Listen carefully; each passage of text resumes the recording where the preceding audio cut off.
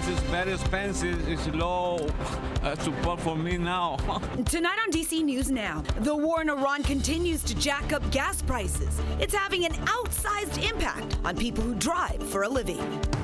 The debate over data centers heating up in Montgomery County. Energy, water usage, making noise pollution, making it so people couldn't sell their homes if they were near one. Why a county council committee is stopping any construction until they can define what a large data center is. Cooler and much more comfortable as we head into our Thursday. We'll let you know how long this beautiful setup will stick around.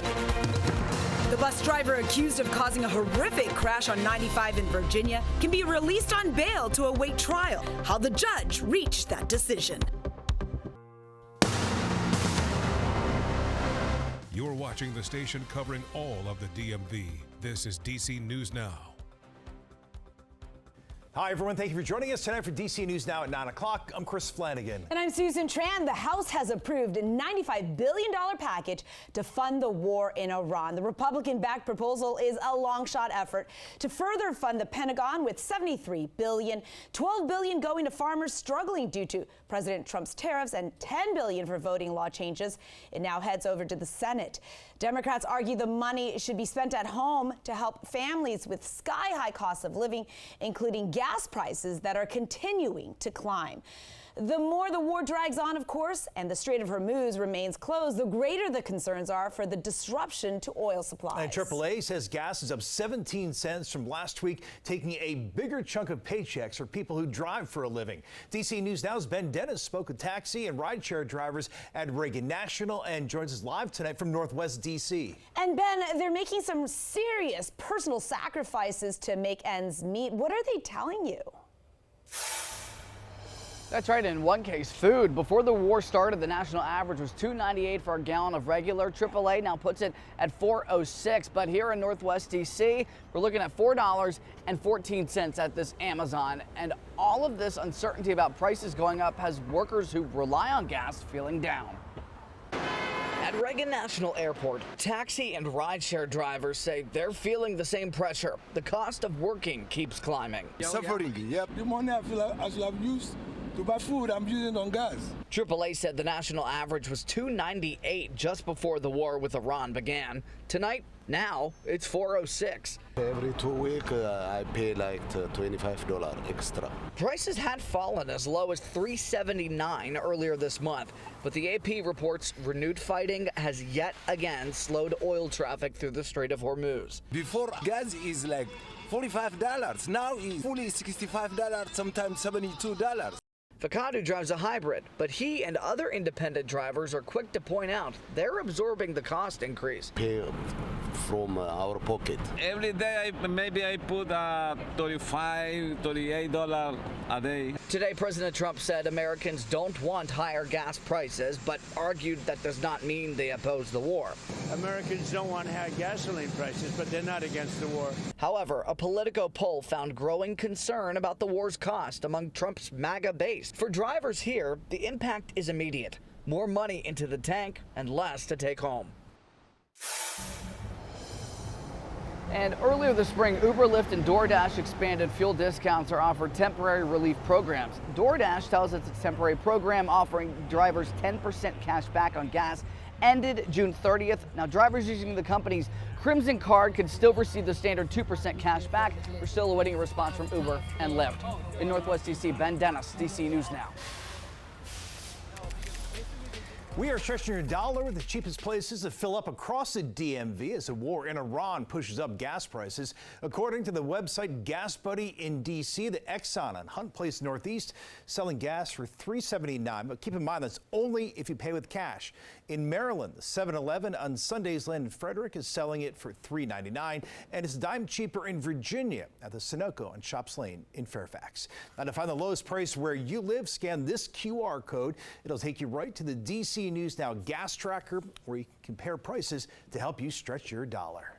All right, my friends, we have our meteorologist Damon Matson here and some great news for us. We got past yesterday's storms. Today, not bad, and tomorrow is going to be pretty nice. We're just continuing to go into that very beautiful setup for the end of the week. But that front, it's trying its best to hang on tonight with some of that mugginess and a little bit of wet weather. Our radar loop out there at this moment. No, it's not D.C. and points to the north really seeing anything. It's been that way all day long. It's just down to the south where we are continuing to see a little bit of shower and storm development. Yeah, we have those heavier downpours, nothing severe, but still across southern Fauquier into Stafford County, some of that rain still happening. And then we're seeing additional downpours bubbling up across the Potomac over in Charles County. Generally off to the south is where we'll continue to see a little bit of that wet weather, but there are signs that that won't be the case for much longer. There we still have plenty of humidity, high dew points where that rainfall is, but as we look off to the north,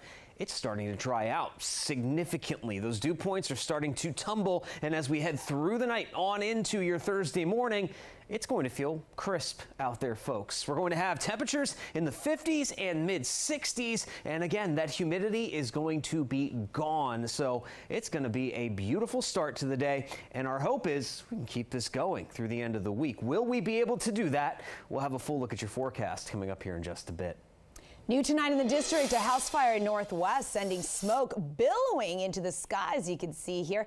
Firefighters rushing to the 5-story building in Northwest on N Street.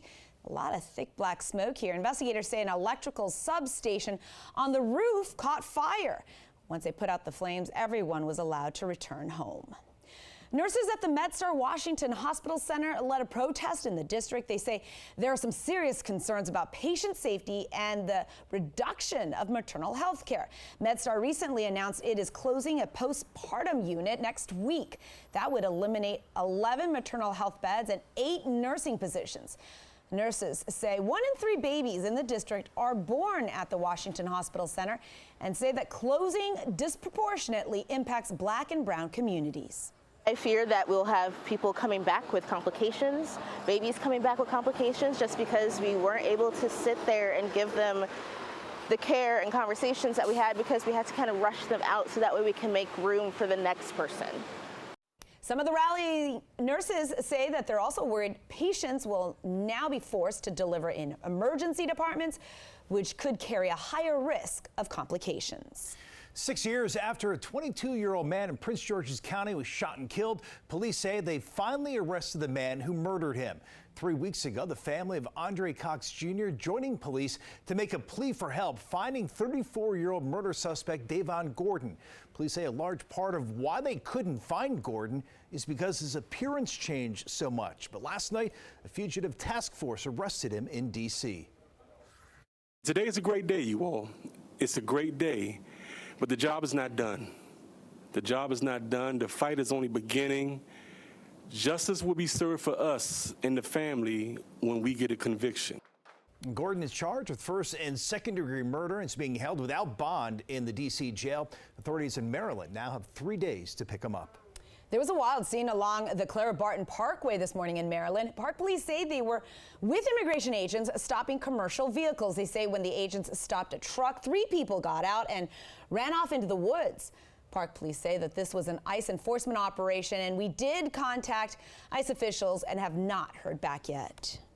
Well, following deadly ICE shootings in Maine and Texas, advocacy groups and Democrats on the Hill are now renewing calls for Congress to rein in the immigration agency. A demonstration on Capitol Hill launched their End the ICE Age campaign, calls on lawmakers to shut down ICE detention centers, cut funding for the agency, and remove ICE from communities. Families are still being separated every single day around the country. Our children are still being tormented. On their way to school, they don't know. Will today be the last day that I say, te veo al rato, mami, because I may not see my mother or my father again? The Melt ICE Act was introduced in January. It would cut funding for the Department of Homeland Security to detain and monitor migrants. D.C.'s abilities to pass its own tax laws are in jeopardy. Congress is looking to change the status quo so it could essentially ignore city-approved budget bills. Republican leaders introducing legislation to require congressional approval within 60 days of any council-passed bill that imposes or increases a tax or fee. Now, opponents argue this is congressional overreach, saying it would prevent the district from cutting taxes, could paralyze D.C.'s tax code, and interfere with the district's ability to govern itself.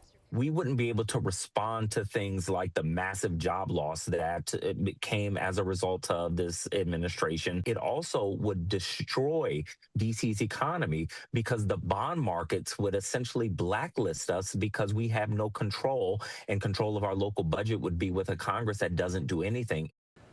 We do want to point out Congress can already stop any D.C. tax laws. Right now, once council passes a bill, Congress has 30 days to review it, pass it, or disprove it. The new legislation would give Congress the ability to never take up the bill, and that would not pass. The resolution now moves to the full House for a vote, but it is expected to have less support in the Senate. Meanwhile, Virginia lawmakers are asking for more time to review a proposed mega merger between two power companies. State regulators are still reviewing the $67 billion deal to combine the Commonwealth-based Dominion Energy with the NextEra Energy out of Florida. But lawmakers say that the current timeline is just not enough for officials to fully examine the impact this merger could have on customers. They're asking Governor Abigail Spanberger to call for a special session in order to extend the review period.